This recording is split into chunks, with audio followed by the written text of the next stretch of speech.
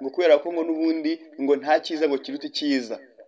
Ariko ibi ngibi bikagenderwa kuri bya bindi twatangiriyeho bivuga ngo ese iswala umuntu ayikoze byagenda gute? Nibyo kuko buri muntu wese uyu munsi hari igihe n'amasaha amufata cyangwa se akaba ari mu kazi runaka iswala akayirengagiza ku bushake, rimwe na rimwe ugasanga nta n'ikintu yarimo gukora gihambaye cyangwa se cyamubuza kuba yakora iswala. Mu biganiro byatambutse nagaragaje ko iswala ushobora kuba wayikora ariko igihe utayikoze Allah subhanahu wa ta'ala akaba yakurakarira, ndetse igihe utanayikoze ukaba wava mu dini w'Islam. Naam, uko nukuri kubera ko iswala nta kindi kintu Imana yiremeye cyangwa se yishyiriyeho uretse ko ari ukugira ngo tujye tubona uko tumugaragira, kandi nta busabe na bumwe Imana yakira keretse ubusabe buciye mu swala. Igihe cyose ibyo burimo byose iswala wemerewe kuyikora, yaba urwaye cyangwa se waba umerewe nabi. Mu bibazo bitandukanye byose wakora swala keretse igihe waba ufite ikibazo, icyo kibazo cyaba wenda kikubuza kuba wasari, nta kindi uretse kuba uri umusazi cyangwa se uri ikigoryi. Ibyo ngibyo rero ni ibigaragaza ko umuntu ukora iswala ni umuntu ufite ubwenge buzima, utekereza neza. Uwo nguwo utazayikora keretse agaragaje ibyo ngibyo cyangwa se byamugaragaweho. Ibi ngibi rero tubyubakira ku kiganiro kugira ngo buri muntu wese asobanukirwe agaciro k'iswala. Allah subhanahu wa ta'ala nubwo wenda hari abajya babisasira bakajya bavuga ngo iswala ngo nta kibazo ngo n'abadasariga Imana irababarira, abadan. Allah subhanahu wa ta'ala nta gihe uteze imbabazi ze keretse igihe uzaba wamugaragiye, kandi kumugaragira byuzuye ni gukora swala. Kugeza nubwo Allah subhanahu wa ta'ala yavuze ngo nta kindi kintu nari kubaremera abantu n'amajini, wala halaqatul jinni wal insa illa liya'budun. Ntago ubundi Allah subhanahu wa ta'ala ari kuturema, nta nubwo ari kutuzana hano kuri ino si, nta yindi mpamvu yatuzanye hano kuri ino si uretse ko yatuzanye kugira ngo tumugaragire. Rero iyo bitaza kuba iyo mpamvu yonyine, uretse ko yari kutureka uyu munsi tukaba turi abantu tutabayeho, tutigeze no kubaho. Ariko kwa Allah subhanahu wa ta'ala ari nyigushimwa, ari nyirugusingizwa, ari nyirisingizo byuzuye, uyu nguyu yaraturemye kugira ngo tuze hano kuri ino si, ndetse nituzabeho dukora ubwangizi, nituzabeho twidegembye, uretse ko tuzabaho tugize gute, ko tuzabaho tumugaragira. Kugeza nubwo abamarayika babwiye Allah subhanahu wa ta'ala bakabaza ya Allah, atubu uzanye umuntu kuri ino si ugiye kujya ukora ubwangizi, ugiye kurema umuntu umushyire kuri isi agende akora ubwangizi, agende agaragaze imico mibi agira gute? Nibwo Allah subhanahu wa ta'ala yabasubizaga mu magambo ye avuga ngo nginzi ibyo mutazi. Allah subhanahu wa ta'ala yaraturemye, ariko nawe yarabizi neza ko hazavamo bamwe bakaba bangizi. Uyu munsi umuntu araza agahakana Allah subhanahu wa ta'ala mu buryo bumwe no mu bundi atazi, ashobora kuba abizi cyangwa se anabizi, ariko abenshi ababikora gutyo baba babizi, kuko Allah subhanahu wa ta'ala hari ibyo yatubujije kugira ngo tugire gute, tube abeza mu bayo. Hanyuma Allah subhanahu wa ta'ala atwereka n'ibyo twakora kugira ngo tuve muri ubwo bujiji bwo gukora ubwangizi, ndetse n'ibindi bikorwa bigiye bitandukanye biduteranya na Allah subhanahu wa ta'ala. Bimwe muri ibyo bikorwa abantu benshi turanabikora kandi turabizi. Uyu munsi abantu dusigaye dukunda icyubahiro kugeza ku rwego rw'uko Allah subhanahu wa ta'ala nawe ubwe yaraje arakitwambura kugeza ku rwego rw'uko natwe ubwacu twarakiyambuye, kandi ngo tuzi ko tugikunda, twaragikunze kugera ku rwego rw'uko Allah subhanahu wa ta'ala arakitwambura. Na muntu wayoberwa agaciro ubuyisilamu bufite uyu munsi kuri ino si, kugeza kuri uru rwego rw'uko umuyisilamu ubundi ahantu hose atambutse baravuga ngo duriya ni umuyisilamu. Iyo ni ni'ma Imana yahaye abayisilamu, ariko uyu munsi bariyambuye. Uyu munsi umuyisilamu asigaye agambanira mugenzi we. Umuyisilamu icyo adashaka aragenda kugira akijugunye akagitsindika kuri mugenzi we. Nta muntu ukifuriza undi byiza. Uyu munsi nta muntu wakwibagirwa ko abayisilamu twajyaga twicara tukavuga alhamdulillah Allah yaduhaye inema. Abatari abayisilamu bakagenda ari bavuga ati abayisilamu barakundana, abayisilamu bagirana impuhwe, abayisilamu bagira isuku, abayisilamu ariko uyu munsi abayisilamu twamajije kwita hanze ku rwego rw'uko n'ababandi tudahuje ukwemera basigaye batwubaha uko biboneye. Ibi ngibi rero iyo umuntu bivuze avana Islam ntago ari uko wenda mbana topic, ahubwo nuko ibi byose bigenda bigira gute, bigenda byubaka ibyo bintu byose, iyo misingi igenda yubaka ibyo bintu bituma ubusiramu busenyuka. Nibyo abayisilamu uyu munsi twakabaye turi kurwanya, ariko abayisilamu twabaye nk'abafana. Uyu munsi uraza hariya ngo ngo turabashyigikiye, ngo muvuge kusoma, umuntu agasebya ubuyisilamu murimo kumwumvira amazwi namwe mugakurikira.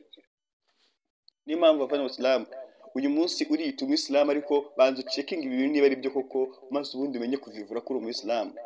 Ntekereza ko utaraba umuyisilamu igihe ukigengwa n'ibi bintu byose. Uyu munsi baravuga gutanga sadaka, uyu munsi baravuga gutanga sadaka, ukagenda ugafata kimwe mu gikoresho utari ukeneye, maze ubundi ukagenda ukagihereza ku musigiti mwiranje. Ibi ngibi ni ahantu byaba bitugeza avana Islam. nta na rimwe uzasanga umuntu mwiza azakwifuriza ikintu kibi. Umuntu mubi ni wa wundi wifuriza bagenzi be inabi. None uyu munsi niba turimo kugambanira turi Abayisilamu, uyu munsi tukumva ko Umuyisilamu agezweho n'ibyago, tugiye guserebura, tugiye kugira gute, tugiye kwishima, tugiye kugura ibyo buri muntu wese akagenda avuga ngo kanaka ibyago byamugezeho, mukishima mukidagadura. Niyo mpamvu Allah subhanahu wa ta'ala natwe yaduhanishije kuba nta byishimo tukigira, isi imarishije kwandura ku rwego rw'uko natwe ubwacu dusigaye turya tuvunitse, dusigaye twambara twagowe, dusigaye twambara haramu, tukarya haramu, tukavuga amagambo arimo haramu. Umuntu yabivugaho ngo wavuze nabi. Uyu munsi umuntu arakwitwaza ngo wavuze ngo gutya nawe. Iswala bavana Abasilamu, niba uyu munsi aha kanya uyu muntu akubwiye ko adakora swala, kandi swala Imana yaravuze ngo uzayikora azaba anyubashye kandi azaba antinya. None uyu munsi n'umuntu adakora swala, wowe yagutinya bingana gute? Niba umuntu yemera akavuga ati ngiye sindashyira mu bikorwa ibyo Imana yantegetse, wowe muntu uzamutegeka ryari yumve? Niyo mpamvu uvuga ngo no mu iswala n'umuntu hakana iswala nta hantu bitane no guhakana Allah subhanahu wa ta'ala. Bivuze mbisubiyemo, umuntu hakana swala nta hantu ataniye no kuba umuntu yahakana Allah subhanahu wa ta'ala. Bose ni abantu bari ku gitoki cyabo, bose bari ku rutoki rumwe. Rero uyu munsi turekera ngo kwitwaza abantu ngo bavuze n'ejo bazagaruka bavuge. Uyu munsi ntago byari bikwiye kuba umuntu yaza hano agasenya Ubusilamu akabusebya, nawe ukajya hari ugashyigikira. Yego nibyo habaye imyaka myinshi, urabizi twagiye tujya tuvuga ibintu nk'ibi ngibi, umuntu akaza hari akanenga agashima, ariko nanone iyo ubonye ko nta kindi kintu wakora ahubwo ari ukwiteza rubanda, uraceceka maze ubundi ukavuga ibyubaka sosiyete. Iyo nguwo rero wifuriza bagenzi be ibyiza, akanagira gute, akanashikariza ibyiza, Allah subhanahu wa ta'ala hari urwego yamuhaye, kandi ntago yigeze abikigwari. Umuntu uzaceceka akavuga ibyiza hanyuma akavuga cyangwa akareka ibibi, uyu nguyu hari urwego rumeze gute, hari urwego ruhambaye Imana yamuhaye. Uyu munsi abantu baravuga ngo Uwisilamu bakaba ni isuku. Nibyo, abantu bakatwubaka ko tugiye isuku, Abasilamu bakatwubaka ko nta magambo Abasilamu bagira, Abasilamu bagira urukundo, ariko ibyo twamajije kubigurisha kuba atari Abayisilamu. Uyu munsi Umuyisilamu musigaye muhura bati za nda ziraje, ukaba uri kumwe n'Umuyisilamu, utari Umuyisilamu akaguca ati dore Abayisilamu b'indayi, dore Abayisilamu dore basigaye bagira amatiku, dore Abayisilamu basigaye bagurya. Nibyo ngibyo dusigaye twiberamo, abantu bamajije kudufata gutyo, mu gihe uyu munsi dawa ishyirwamo imbaraga kugira ngo ikorwe igere ahantu hose Ubisilamu bwaguke bugere ku isi hose. Ariko hari abantu barimo kurwanya iyo dawa, kandi abo bantu bari kurwanya dawa hanyuma bakaza biyitirira ngo natwe turi muri dawa. Hari ibintu Abayisilamu tutagomba kumenya, hari ibyo batari banazi, ariko umuntu ukamuzanamo ngo ubusufu, ngo ubusarafi, ngo kandi sindumva kuva navuka nta muraza umbwira ngo Umuyisilamu cyangwa se uri Umuyisilamu w'umusarafi cyangwa se w'umusufi cyangwa se biki. Uyu munsi utangiye kuza mu Bayisilamu. Abandi Bayisilamu rero nahawe hagucungura, urebe wowe uhagaze mu murongo wuhe.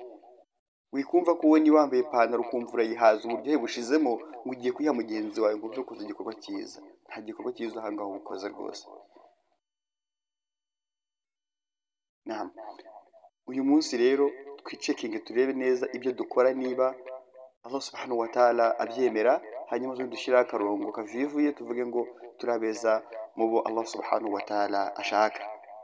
Kandi udashaka rero kuba mu beza, Allahu ya'lam, uwo nguwo Allah nawe azamuhanisha ibihano bihambaye, kandi isezerano rya Allah nta kindi azabahanisha uretse ko azabahanisha umuriro wa Jahannam.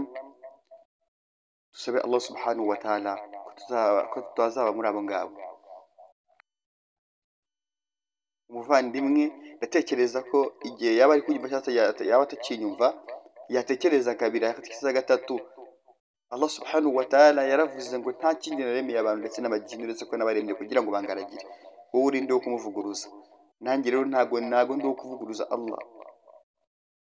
Inshallah ta'ala kubwumvisha yumvishije, kandi n'utazumva uwo nguwo Allah nta nugateze kuzamwumvisha, uretse ko Allah avuga ko yadanangiye amatwi yabo aradanangiye, n'imitima yabo yuzuyeho ibizinga. Abo ngabo Allah subhanahu wa ta'ala yamajije kugaragaza urwego rwabo, nta kindi bakwiriye uretse guhanishwa umuriro wa Jahannam. Assalamu alaikum wa rahmatullahi wa barakatuh.